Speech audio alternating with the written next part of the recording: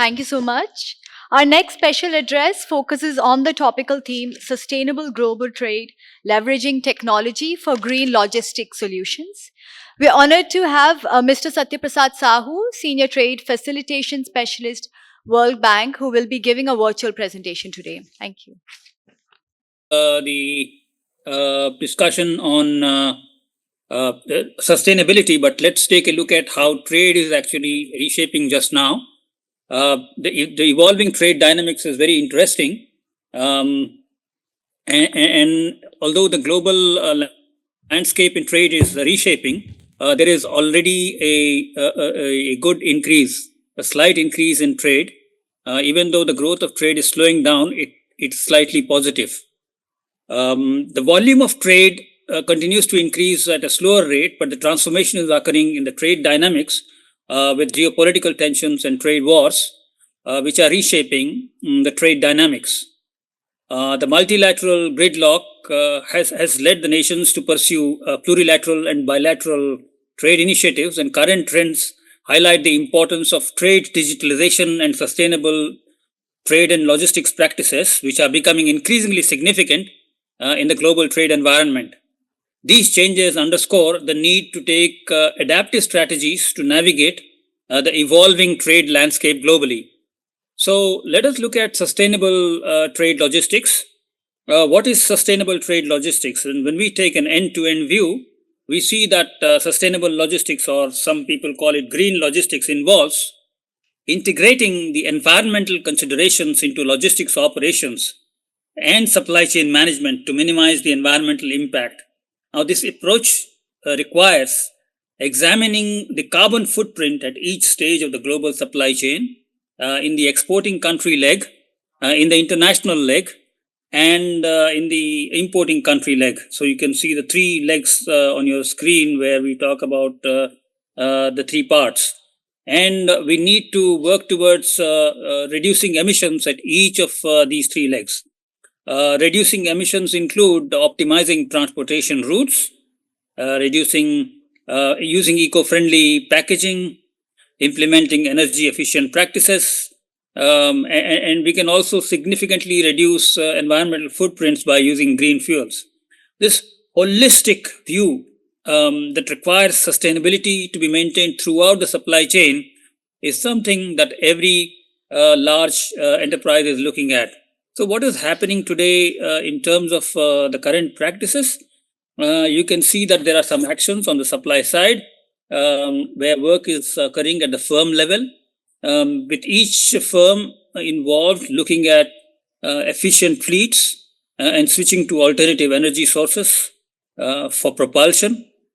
Transport decarbonization initiatives are crucial, and economic operators, including manufacturers, wholesalers, and 3PL firms, are working towards strategies to enhance supply chain strategies that will lead to efficient energy by increasing load factor, for example, that is through consolidation and through full loads and minimizing empty returns. Reorganizing the supply chain can actually help improve inventory management and tracking. Additionally, by implementing environmental friendly facilities such as warehouses and logistic zones, it is important to work towards a potential all hands on the deck approach to implementing environmentally sustainable practices. Now, that being said, what are actually the important trends today? The important trends today are that global manufacturers and retailers are implementing stringent standards, both de jure and de facto. Especially, there are since no de jure standards except those that have been pronounced by EU.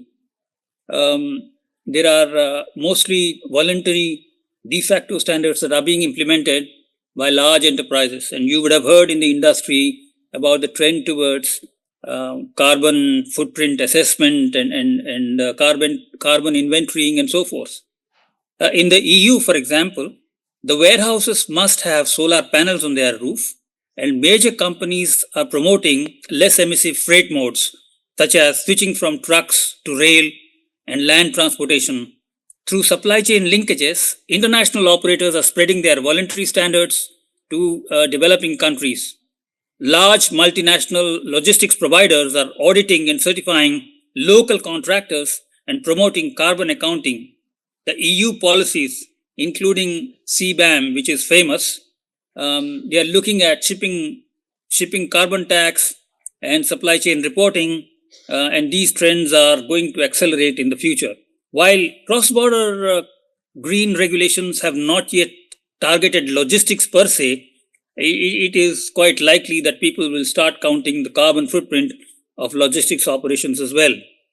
Green domestic logistics for countries trading with the EU may become mandatory, but we don't know that yet. And EU countries, starting with the Netherlands, smart freight initiatives have launched voluntary industry initiatives to disseminate good practices, including smaller firms. Now, since we don't have too many de jure standards at this time, there are some trade-offs involved. So to the right, you can see a graph where you see the extent of carbon emissions by different modes of transport. And you can see that the air freight is the maximum in short haul, long haul slightly lower. And then you have small commercial vehicles or vans, which are very high. But when you look at rigid trucks, which are also high, and small vans and rigid trucks are actually the most widely used in India.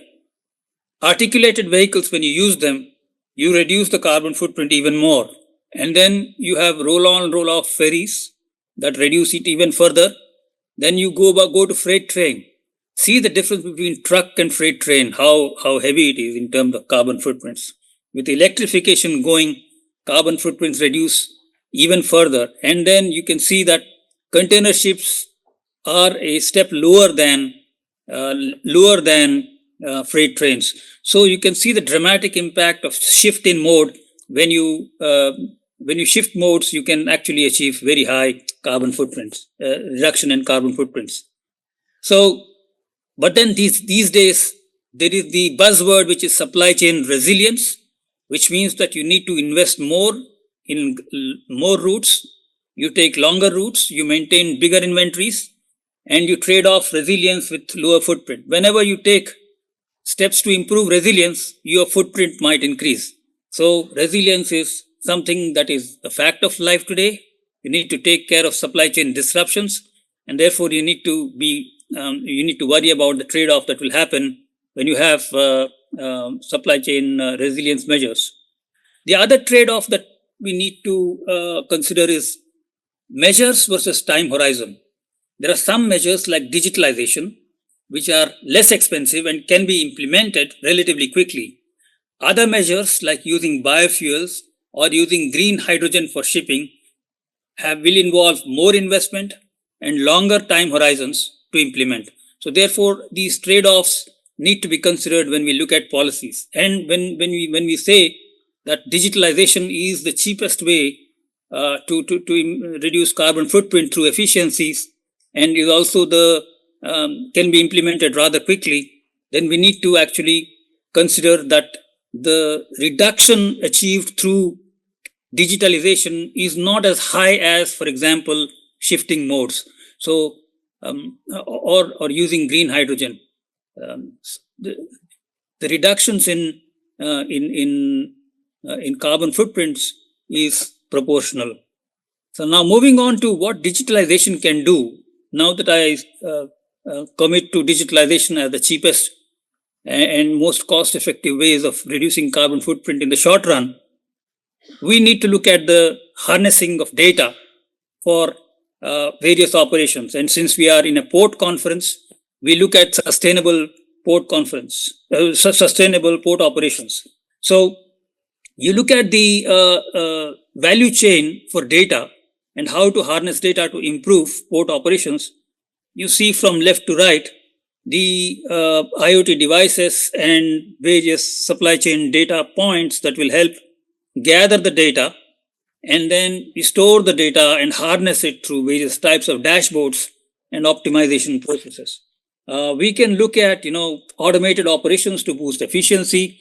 and use data analytics effectively to reduce fuel consumption and which will result in supply chain cost savings through various technology initiatives, including blockchain.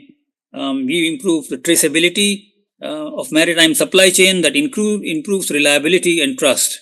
And then we have real-time analytics, which again helps find out where the cargo is, to track the cargo, and to improve decision making with respect to cargo. Up-to-date information helps better management of port operations. And then it also helps with predictive maintenance, which means lower downtime, and also enhances navigation safety. But the prime focus and where maximum reduction in inefficient fuel operations is in optimizing the port calls. Port call optimization is a big trend now in port operations. It is in two parts. First is the port call synchronization to ensure that the ship arrives just in time. Synchronization involves aligning the arrival and departure times of ships with the availability of port services and operations. So, how effectively can ports predict the availability of services on their side in order to, warn and caution the port authorities, the terminal operators, the shipping lines, and the service providers? This sharing of data ensures proper coordinating action, and then the ports can minimize delays and optimize the resource use. Estimating the exact arrival time of the vessel will ensure that vessels don't have to wait off the harbor and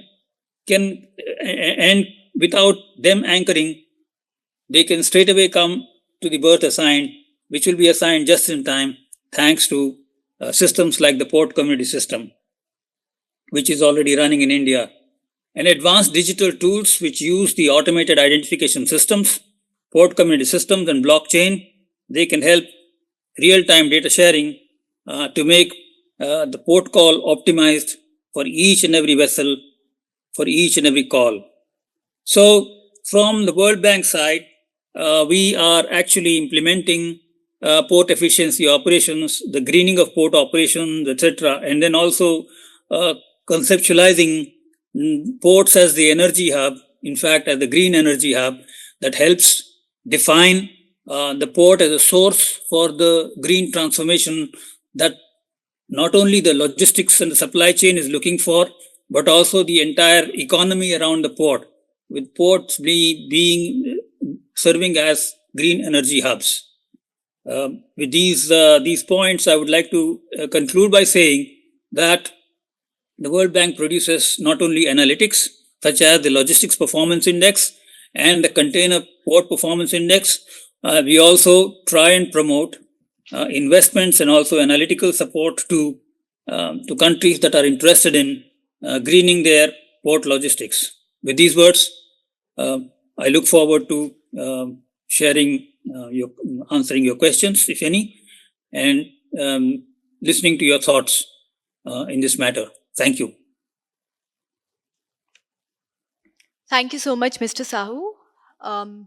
We now, in case anybody has questions, we can have a quick couple of questions. Otherwise, we will move on to our next session.